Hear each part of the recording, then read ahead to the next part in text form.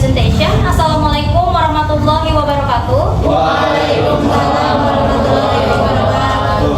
Good afternoon, everyone. Afternoon. Today we're gonna talk about elements of poetry, and we're from Group A. And for the member, we have. My name is Adi Pada Indonesia. My name is Dea Aurelia Rahman. My name is Rizma. My name is Revalindia Permata. And let's begin to the presentation. Okay, we go to the art one is introduction. So poetry often called the language of the soul. So why is called the language of the soul? Because it's a unique and powerful form of artistic expression that transcends the limitation of ordinary language. So it dives deep into the well of humanity, like emotion, expression, thought, or experience too. The poetry is capturing the essence of life in the way to resonate,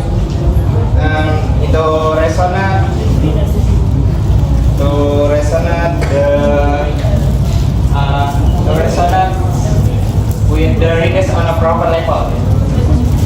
So poetry is called poetry. So poetry is a distinct form of writing. It doesn't just tell about a story, but when you read a poem or something just like that, we are not just engaging our minds when we read it, right?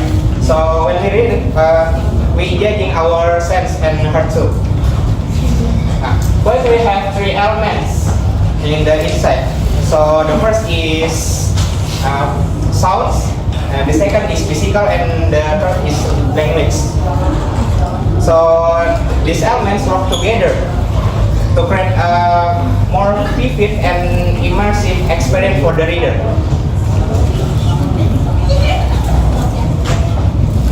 So in this presentation, we will explain one by one from sound elements to physical elements and language elements right now. So the next one will be continued by India. So we're going to talk about sound elements. So sound elements in poetry are techniques used by poets to create musicality and rhythm. So the careful arrangement of auditory patterns. These elements are the aspects of poetry that can be heard when the poem is read aloud. So they include. Next. First, I'm going to talk about the rhyme. So a rhyme is when two or more words sounds alike, and this often used in poetry, especially at the end of lines. The most common type we usually heard is a perfect rhyme. That is where the stressed part of the word and everything after them sounds exactly the same, like pencil and stencil. People usually call this just rhyme, but there are also other kinds too. And what I got here is perfect rhymes and imperfect rhymes. First, I'm gonna talk about perfect rhymes. Perfect rhymes is happen when the stressed syllable of two words and everything that comes over it sound as exactly the same. For example, I will take words like compare and despair. The stressed part, pair and spare, it sounds the same. Another example is plunder and thunder. Both words that share the same sounds in their stressed part or in the back of the words, which makes them a perfect rhyme. Now, I'm going to talk about imperfect rhymes. Imperfect rhymes is when the stressed syllable in one word rhymes with an unstressed syllable in another word. It's not an exact match, but still close. For example, we have up tone and pro. The tone part rhymes, but it's not a perfect fit. For another example, I have painting and rain.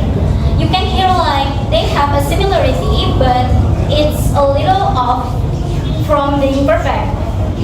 Next we're going to talk about alliteration. So alliteration is a poetry technique where words close to each other start with the same song. This repetition of songs creates rhythm and can enhance the mood or emphasis of the poem. For example, in the press, Sally Sally sailed by the seashore. The repeated word as sounds add musical quality and draws attention to the words. Next, material will be explained by Risma. So we'll talk about rhythm. So let's start with the definition. Rhythm means rhythm is about movement or sound that happens in a regular, organized way, like the beat in music or the flow of words in poetry. It's all about patterns that repeat over time. In poetry, rhythm is the pattern of stressed and unstressed syllables. It's basically the way certain syllables in a line are emphasized more than others. Creating a beat or flow just like music. This helps give the poem a certain vibe or tone. Let's start with the type of rhythm. The first one is IMB. IM. So an IM is a really common rhythm pattern in poetry. It's made up of two syllables. The first one is soft or unstressed, and the second one is stronger or stressed. It's like saying da do da do. If a poem uses these patterns a lot, we call it iambic. An example will be the line enjoy.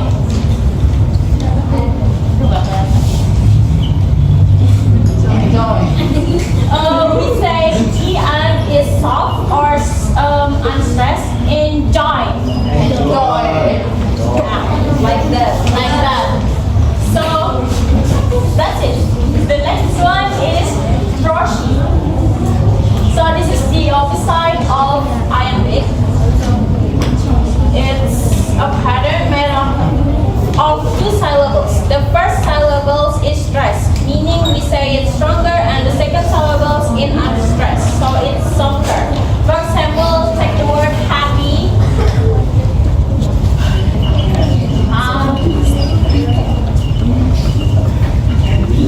Happy. The P is softer, the H is stronger. Happy. Next is spondy. Spondy is when we have two stressed syllables in a row. This means that both syllables are said with the same amount of emphasis or strength. For example, sunshine. Sunshine. We say it's all stronger. Sunshine. Sunshine. Sunshine. Sunshine. The next is anapath. The pattern has three syllables in total. The first two syllables are unstressed and the third one is stressed. For example,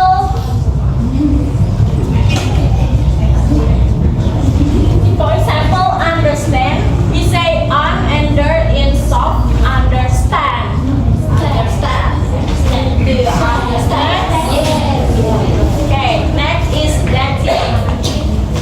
Dactyl, which is pretty much the opposite of the anapath. It also has three syllables, but this time the first syllable is stressed or strong, and the next two are unstressed or soft. For the word beautiful, we say view is stronger and the full is soft, like beautiful. That's it. Okay, next slide. Okay, I will explain about onomatopoeia.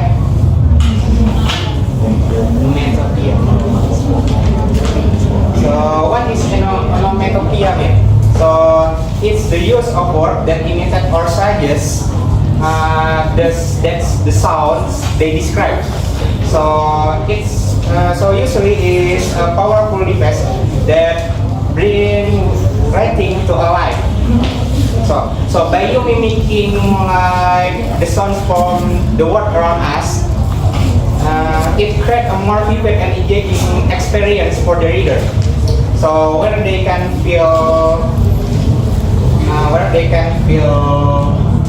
what is called, where they can feel a sense of the action and immerse the reader into the moment. So let's take the example. The text provides an example from Edgar Allan Poe's The Bells. So Edgar Allan is masterfully put the onomatopoeia into the bells. So like the first one is brazier bells sounds twanging and clanging. Now while the silver bells sounds jingle and tinkle, or iron bells it sounds tall. So this use of onomatopoeia helps reader vividly imagine the unique sounds associated with each type of bell. So it's help you to understand what it means. So that's all about onomatopoeia. Next, we're going to talk about physical elements. So, physical elements in poetry is referred to the visual and structural aspect of a poem. These elements influence how a poem is read, interpreted, and visually perceived, and shaping the overall experience and impact of the poem. This is how the poem looks on the page. So, that includes, next please. So we're going to talk about line and stanza first. So line is a single row of words that ends in a specific way, often chosen by the poet of rhythm, meaning, or rhyme. Each line in the poem helps to shape the poem's overall structure and can emphasize certain words or ideas. The way line breaks can affect how poem sounds and feels. Next, stanza. So stanza is a group of lines that are set off from other lines by a space. Stanzas often have a regular pattern of rhyme and rhythm, much like paragraphs in prose. They help organize the poem and contribute to its overall structure and meaning. Each stanza may explore a different idea or theme, like creating a sense of flow and division within the poem. A stanza has a big role in poem because it helps structure, rhythm, and the overall organization. Next, please. So as you can see, that is a different length and stanza. Next, the next material will be explained by Risma. So let's talk about shape. So what is shape? Well, it's exactly what it sounds like. It's a poem where the words are written in a way that they actually form a physical shape. This shape could be simple, like triangle, moon, snowflake, and a tree. The point is that the shape of the poem is supposed to change its meaning. For example, it's Luna by Mary Summers.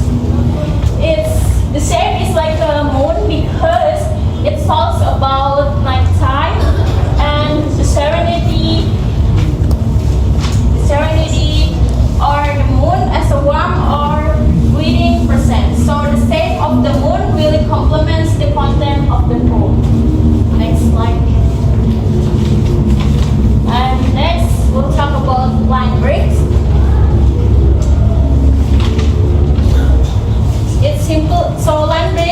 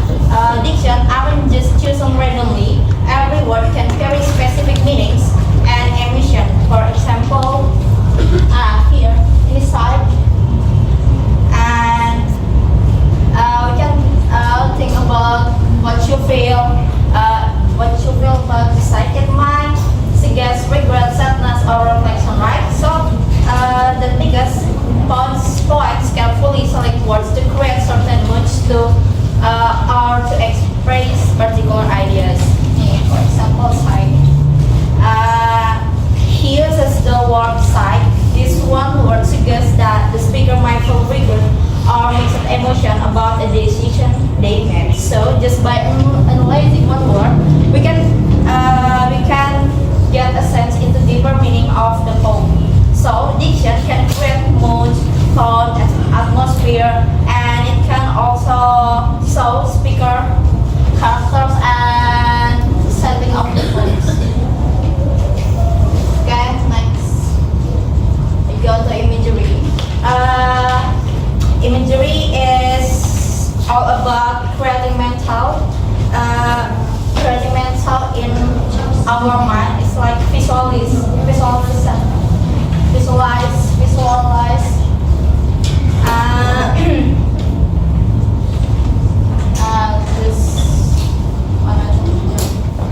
Okay. This imagery help us to see or feel what's happening in the poem by appealing to our sense, whether it's sight, sound, touch, taste, or smell. It helps the reader to visualize the poem. It's about visualize your mind. For example, he writes full throat its mind. The present paints a picture of a peaceful summer days, filled with warmth and relaxation. Imagery like this make us feel more connected to the poem, almost as if we are experiencing it ourselves. Okay, we have experience. Okay, next. Okay, we go to figurative language. Finally, we have figurative language, which includes metaphors. Metaphors is a way of conveying things without using like or as. And metaphors and simile. Simile is compared to different things using one like and as. And then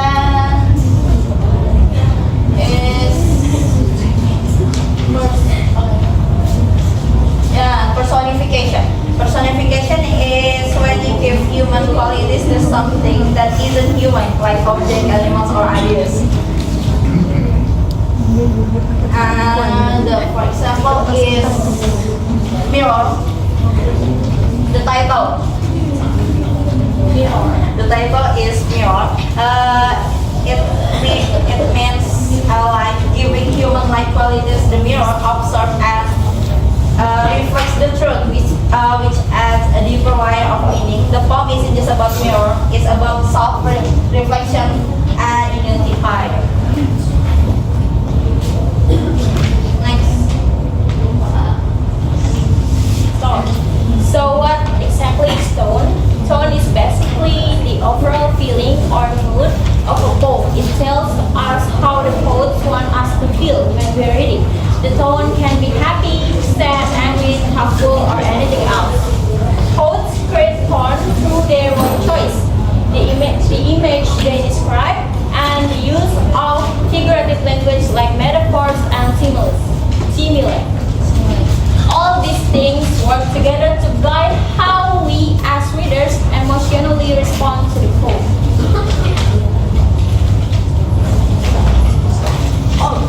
For example, from T.S. Eliot's The Love Song of J. Alfred Prufrock, the tone is one of our uncertainty and anxiety. The speaker is reflecting on their life, thinking about missed opportunities and important decisions they've made or haven't made. Okay, we go to the conclusion. So by exploring these elements like sounds element, physical elements, and language elements, we get a deeper understanding how it's used in poetry. So we see how it's convey the meaning and emotion in the poetry through these elements that can connect with readers on profound level, crafting poetry that is both impactful and memorable. So that's all about conclusion. We can you